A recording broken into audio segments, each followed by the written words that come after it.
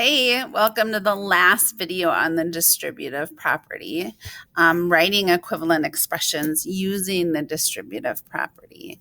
And so let's look at this table. And so if we look at this table, let's look at 3 times the quantity 3 plus x. So 3 times the property 3 plus x.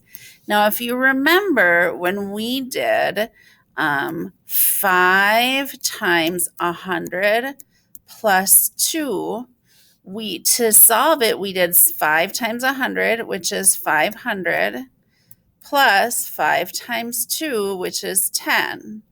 And then we added them up, but we multiplied both of them. Everything in the parentheses we multiplied.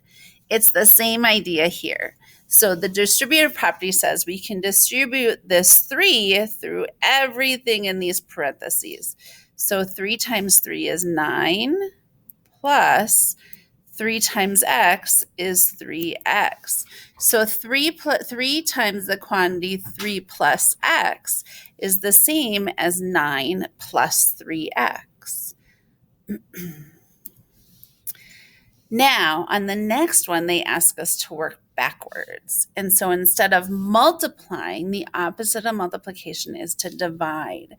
And so we're going to think about those two terms, and we're going to say, so we're going to think about 4x minus 20. And we're going to think, what number can be divided by both 4x and by 20? What is a common factor? And so a common factor of 4x and 20 would be 4. So we're going to pull a 4 out of there. So 4x divided by 4. So 4 divided by 4 is 1x. We have to leave that x there. And minus 20 divided by 4 is 5. And so working backwards, your distributive property is 4 times the quantity x minus 5. Let's try another one. 9 minus 5, the quantity 9 minus 5 times x. So the quantity 9 minus 5 times x. Again, you're going to multiply 9 times x, which is 9x, minus 5 times x, which is 5x. 4x plus 7x.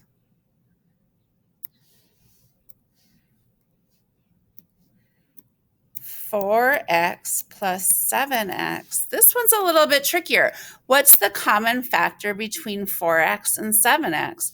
Well, 4 and 7 don't have common factors, but 4x and 7x have x in common. So we can take out the x, and we can say x divided by x is 1, and 4 times 1 is 4, plus x divided by x is 1, and 7 times 1 is 7. So it's x times the quantity 4 plus 7.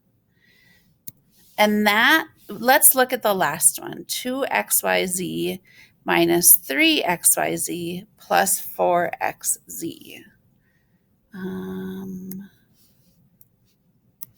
2xyz plus 3xyz minus 4xz. This is a 3. Now, what are the common factors here?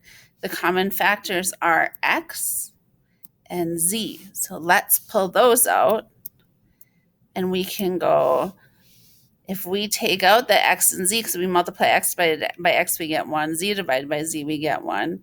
So now we have xz times 2y plus xz plus 3y minus 4. And so that is xz times the quantity 2y plus 3y minus 4. And we could undo that by multiplying each of those as well. So hopefully that gives you a better understanding about the distributive property. I hope you all have a great day. Thanks.